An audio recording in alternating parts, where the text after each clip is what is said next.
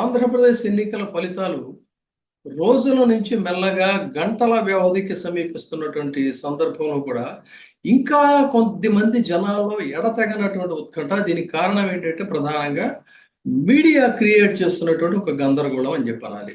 చాలా మంది morning walking వెళ్తున్నప్పుడు కూడా అడుగుతుంది ఏంటండి ధీమా? ఒకవైపు ఏమో మీరేమో వైసీపీ మళ్ళీ గెలుపు ఖాయం అని చెప్తున్నారు, మరి వాళ్ళు చూస్తే వాళ్ళు కూడా ఖచ్చితంగా అంతే స్థాయిలో ఉన్నారు, పందేలు కడుతున్నారని అసలు ఈ విధంగా అడిగేటువంటి వాళ్ళు ఎక్కువ మంది అయిపోయారు. అలాంటి పరిస్థితుల్లో ఇక ఇది ఫైనల్గా ఈ వీడియో చేస్తున్నాను. దీన్ని చూసిన తర్వాత ఇక ఏమిటి అనేటువంటిది మీరే డిసైడ్ చేసుకోండి. దాన్ని బట్టి ఖచ్చితంగా ఎవరు వస్తారు, ఎందుకు వస్తారు అనేటువంటి లాజిక్. గతంలో మనం రకరకాల లాజిక్స్ ఇచ్చాం. బహుశా ఇదే ఎన్నికల ఫలితాలకు సంబంధించి నా వైపు నుంచి ఫైనల్ వీడియో అవుతుంది. మనం గతంలో కూడా చెప్పుకున్నాం, ఆంధ్రప్రదేశ్ రాష్ట్రంలో మొత్తంగా ఉన్నటువంటి ఓటర్లు చూసుకున్నట్లయితే 4,13,00,000 మంది ఉన్నారు. అందులో అర్బన్ కేవలం ఉన్నది 87 లక్షలని పదే పదే గతంలో కూడా నేను చెప్పాను. ఇందులో గ్రామీణ ఓటర్ల సంఖ్య 3,20,00,000. అయితే అంత శాతం మొత్తం ఓట్లు పోలవలేదు. మొత్తంగా పోలైనటువంటి ఓట్లు అధికారిక లెక్కల ప్రకారంగా 81.86% ఓట్లు మాత్రమే పోలయ్యాయి. అందులో కూడా అత్యధికంగా పోలైనటువంటి ఓట్లు మహిళల ఓట్లు. 21 లోక్సభ స్థానాల్లో విజేతలను నిర్ణయించేది మహిళలే అని చెప్పడానికి పురుషుల ఓట్ల కంటే కూడా మహిళల ఓట్ల సంఖ్య తీసుకున్నట్లయితే ప్రతి నియోజకవర్గంలో కూడా 21 పార్లమెంటు నియోజకవర్గాల్లో కొన్ని చోట్ల అసలు ఎంత ఆశ్చర్యకరమైనటువంటి వేరియేషన్ అంటే, మీకు అరకు తీసుకున్నట్లయితేనేమో వేరియేషను 5,84,533 ఉంది. అదేవిధంగా మీకు విశాఖపట్నం తీసుకుంటే 7,04,154. ఈ విధంగా ఏంటంటే దాదాపు 6 లక్షల చిల్లర నుంచి లేకపోతే 7 లక్షల చిల్లర నుంచి ఉంది. తిరుపతి నియోజకవర్గం తీసుకుంటే రాజంపేట 6,94,837. రాజంపేట తీసుకుంటే 6,72,67,000 ఓట్లు. ఇవన్నీ కూడా మహిళలకి పోలైనటువంటి ఓట్లు అండి. ఈ వేరియేషన్ చూసుకుంటే ఒక్కొక్క చోట చాలా డిఫరెన్స్ ఉందన్నమాట. ఆ విధంగా అంటే డిసైడింగ్ ఫ్యాక్టర్స్ 21 లోక్సభ నియోజకవర్గాల్లో మహిళలు. అయితే ఆ మహిళలందరూ మీకు వైసీపీకి వేశారా అనేటువంటి ప్రశ్న కూడా ఉత్పన్నం అవుతుంది.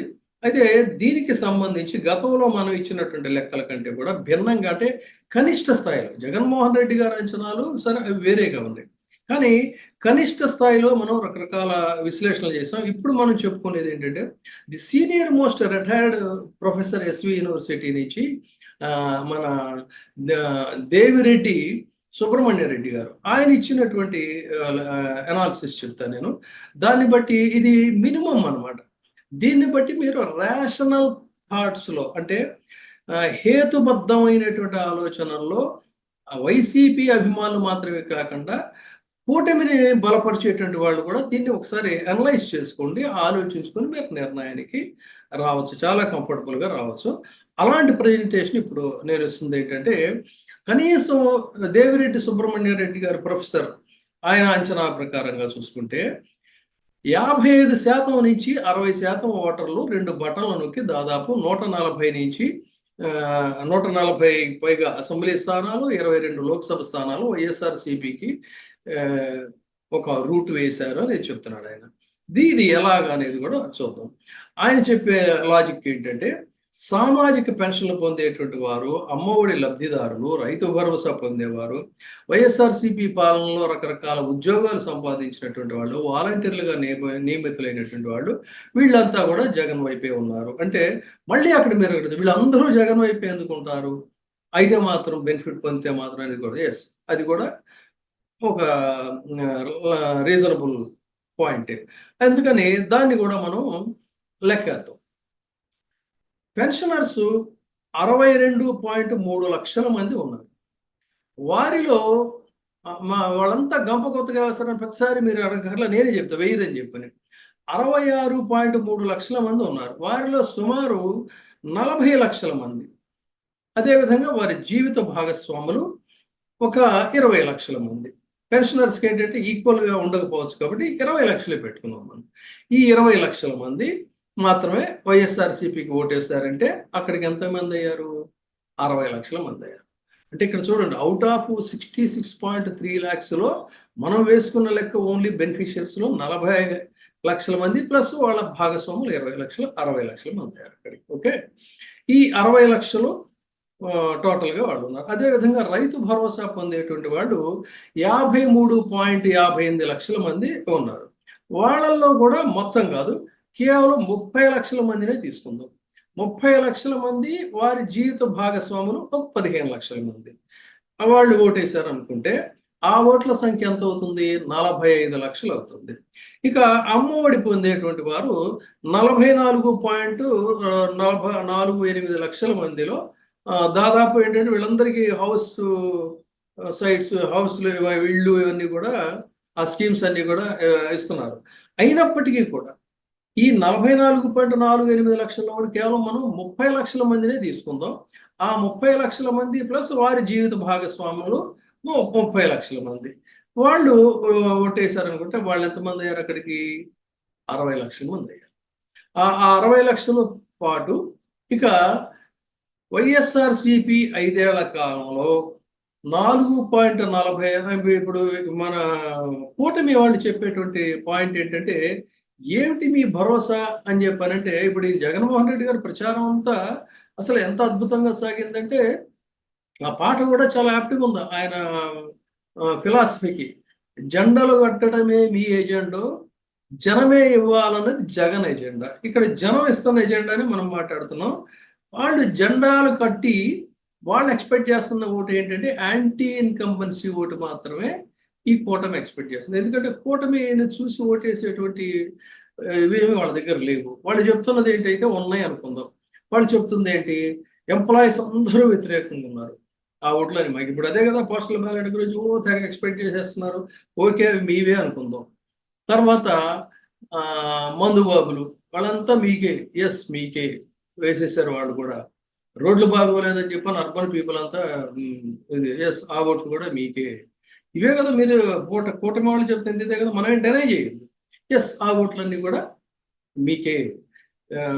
వ్యాపారస్తులు ఒక వ్యాపార సామాజిక వర్గానికి సంబంధించినటువంటి వాళ్ళందరూ కూడా వ్యతిరేకంగా ఉన్నారు. ఎస్ ఆ ఓట్లన్నీ కూడా మీకే.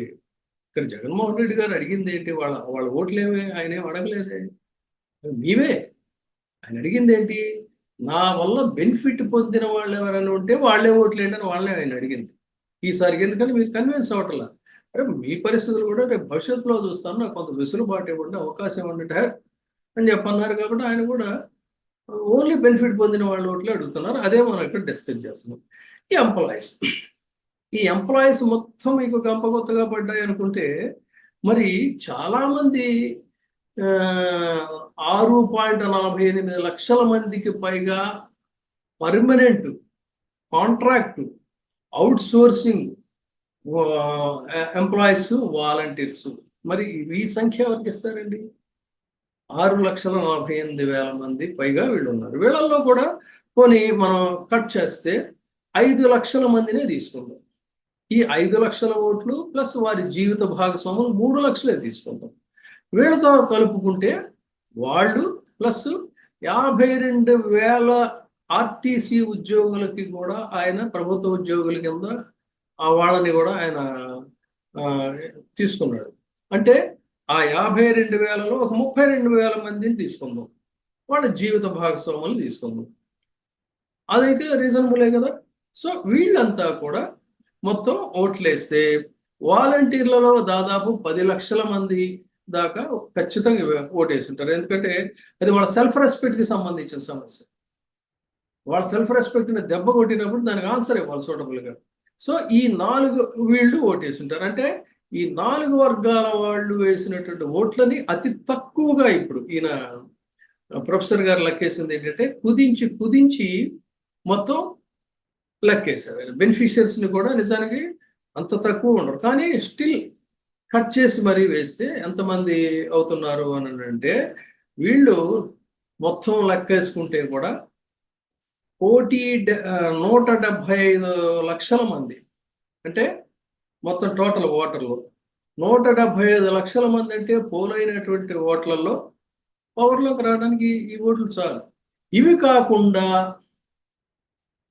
వైఎస్ఆర్సీపీ మీద, జగన్మోహన్ రెడ్డి గారి మీద అభిమానంతో ఉండేవాళ్ళు, వైసీపీ మీద అభిమానం ఉండేవాళ్ళు, ఇప్పుడు మీరు చెప్తున్నట్టుగా ఈ కూటమి మీద, ఈ విష కూటమిని వ్యతిరేకించేటువంటి వాళ్ళు, కుల వృత్తులు, యూత్లో మీరు ఏ విధంగా అయితే పాజిటివ్గా ఉన్నారు, జగన్మోహన్ రెడ్డి గారి పట్ల పాజిటివ్గా ఉండేటువంటి వాళ్ళు, ఇటువంటి అర్బన్లో మొత్తం మీకే అనుకుంటే కూడా, ఎంత మీకే అనుకున్న అందులో కొంత అర్బన్ పీపుల్ ఉంటారు కదా, వాళ్ళు ఈ ఓట్లన్నీ కూడా కలుపుకొని సోషల్ ఇంజనీరింగ్లో ఆయా నియోజకవర్గాల్లో ఉండేటువంటి మీ సీట్ల కేటాయింపు, ఓట్ షేరింగ్, ఇవన్నీ కూడా ఉంటాయి. అవన్నీ అసలు ఇక్కడ మనం క్యాలిక్యులేషన్లో తీసుకోవాలి.